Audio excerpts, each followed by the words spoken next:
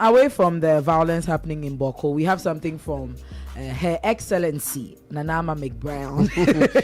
When you say Her Excellency, for a moment I was thinking it's a vice president. Oh no! You know, now she says she's Her Excellency. Yeah. She is. Ama McBrown. You know, for a while now, issues about her health has popped up on social media with people wondering why we don't really see her, you know, in the media space and all that.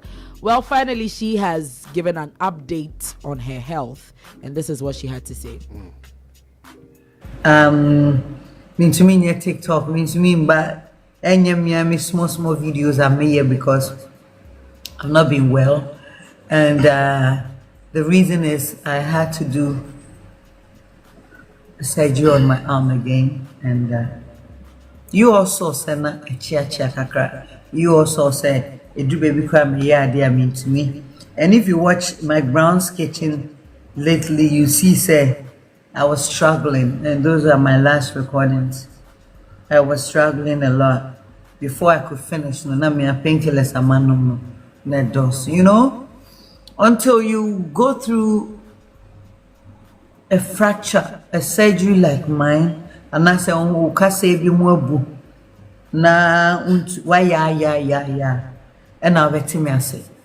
And since Sano minim said the Messiah, you can't understand my feeling, the pain I went through. And this is the 5th time. So this time I've been given a lot of caution. Say, me share ye, me tina fanko, me mane healy, and the forecast. Doctors nedi kanka, and the forecast. You know, I'm going to be home for some time, not too long because I need to go back to work. Not too long, but in the meantime, I am home, healing. I'm going through the process. So she says she's undergone a 5th surgery. It's serious. It's serious. Yeah. I mean, I can only imagine, you know, what she's going through. And the fact that she would have to do multiple surgeries. You know how active she is. Yeah. You know how passionate she is about her work. And all how she puts in her maximum effort. You know, yeah. Have you broken a bone before?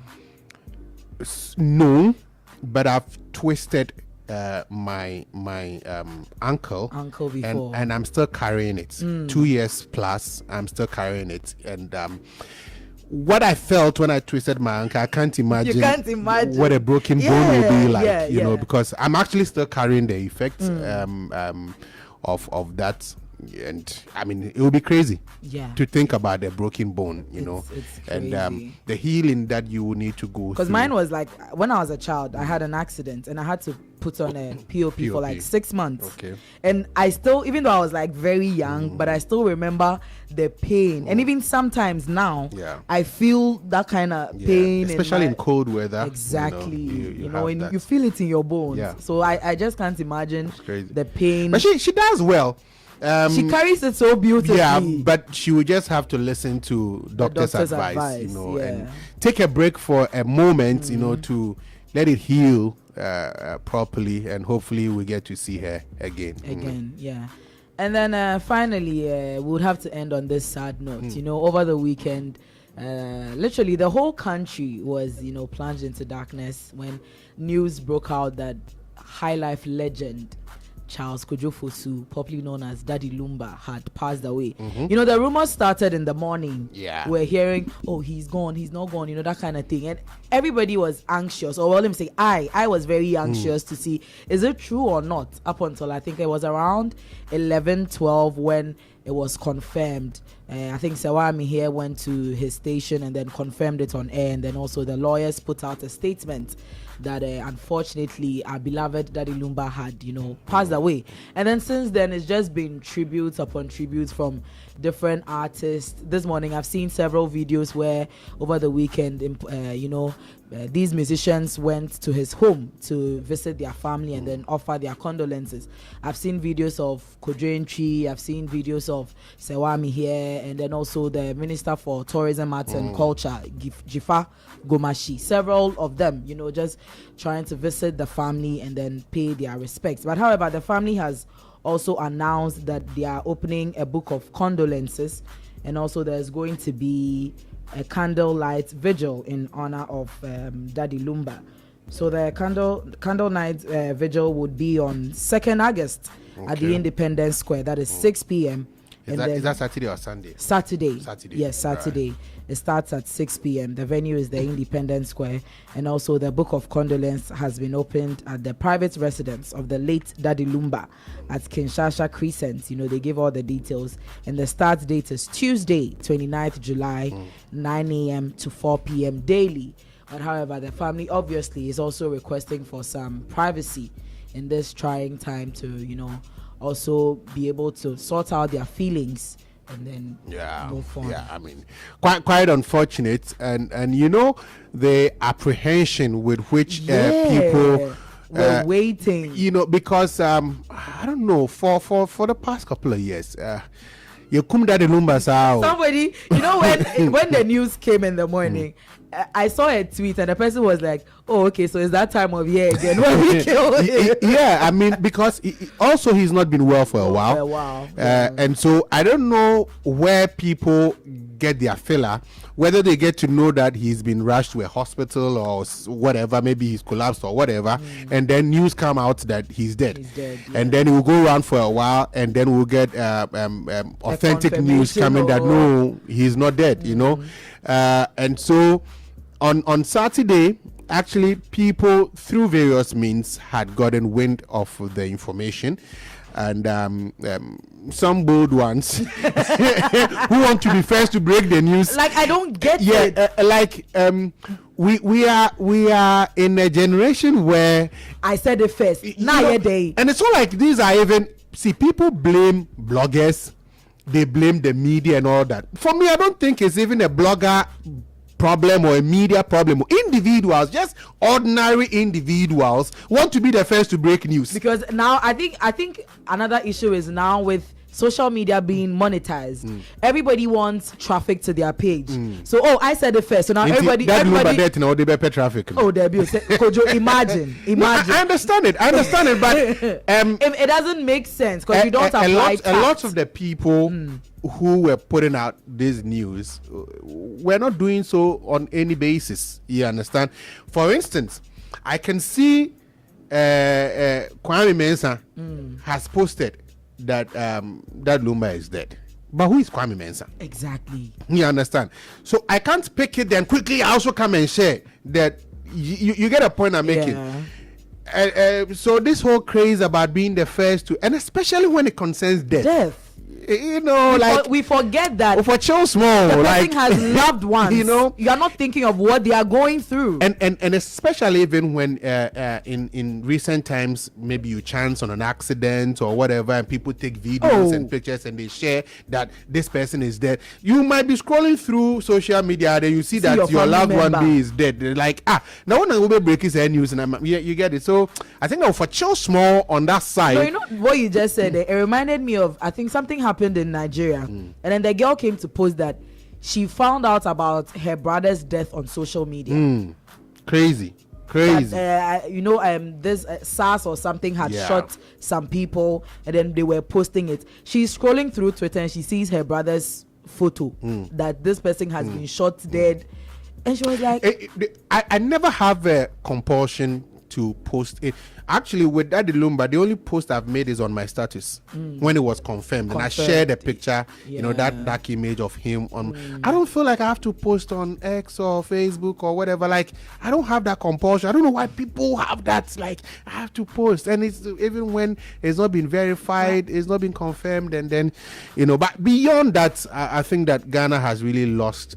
We've lost a gem. Like an icon. Yeah, Daddy Lumba is big.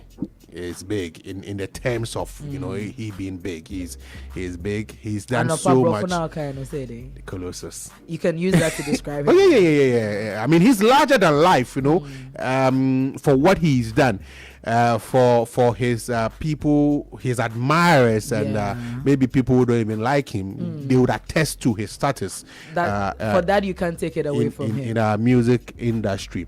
And usually, when someone passes, and especially for a musician, when he passes, and then people are playing his music, then you have those on the other side who will come and say, "Hey, you people, you've not been playing. You are hypocrites," and But I think that this is probably the only time where you can't have that saying, about Daddy Lumba, because I think that Daddy Lumba, not in official circles, but in various corners, in various areas, in various homes and wherever, has been celebrated. No, Kojo, see, earlier on I was saying that I don't think there's any wedding, any funeral, any party in Ghana here that a single Daddy Lumba song will not be played. Yeah. Even if they will not play any of his songs, the campaign songs he did for NPP, they will play.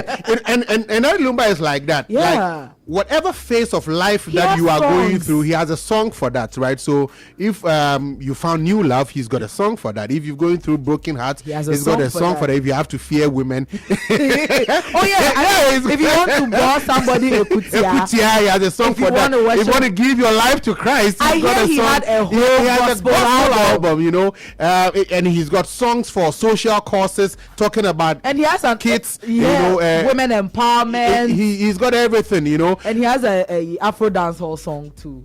I saw it on X. You were saying that. I'll show it to you. I saw it on X. And I know he's got a couple of reggae tunes as well. He has a song that when people are hating on you, he has a song for every phase of life. So like you mentioned, you really can't do without that Lumba. You can't play High Life on radio and not play that Lumba. Like it will not be it will be incomplete if you did that. So in the coming days, in the coming weeks, and even long afterwards, I'm sure we'll keep celebrating him. There's only one thing that I will miss with his passing. There's always been this comparison between that Lumba and Kojo. There's been that banter, that debate, which, depending on which side you are, you will say it's been settled or maybe it's not been settled. But I'll miss that banter, because usually I'm on the side of Kojo. So I love that banter, but you can never underestimate the impact of DL, the other high life musicians that he brought up. Even in today's hip life and Afrobeat and whatever, they all look up to him and what he's done. Sarkodie posted on his story, Kojo Q, like several of them, Kiddy, everybody. He's had that influence on Ghanaian music, and so we'll keep celebrating him. It's unfortunate that we lost him. I don't know, people are calling for state burial, and no, I think he deserves it.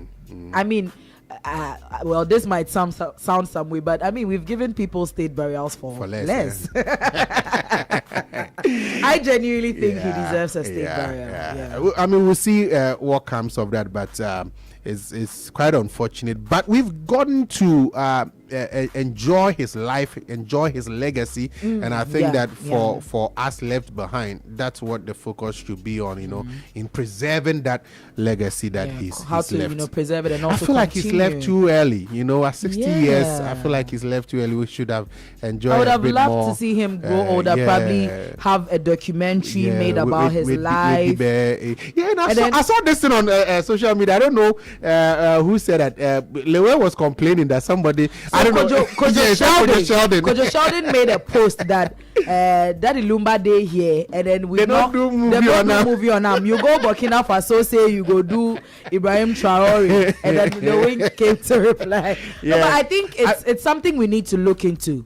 Our legends, we need to document their lives. So I think that maybe where Lewin got pissed was the comparison. That he brought in. I think that Lewin is in every right. He has every right to do movie on whichever he character he wants. But I generally I think that we and I don't say that to blame the industry, because I know the challenges that they go through, but we don't have a lot of documentation in terms of movies on past national historic events and icons. And I mean, you would think that maybe we'll have a movie on Ghana's independence, for instance, on Dr. Kwame Nkrumah, on some of the coups and all that. But we don't. We don't have that. Oh, so, we have a scattered manuscript where you have to put together. These are things that the industry and I'm sure especially championed by the various ministries that are devoted to the arts, to be able to come up with these stories and to be able to come up with the funding and other, because I mean, trust me, it's not a joke to put up some of these movies. So part of it part of it might be in jest, but I think that there's a general call for immortalizing some of these people. Great. Because we have a lot. I mean, Kojo Inane Champon, Zap Mallet, Amachi Dede, like all these people. There, Wow. So that's crazy. Anyway, I mean, condolences obviously to the family first and foremost, and then also every Ghanaian, because he's our very own Daddy Lumba.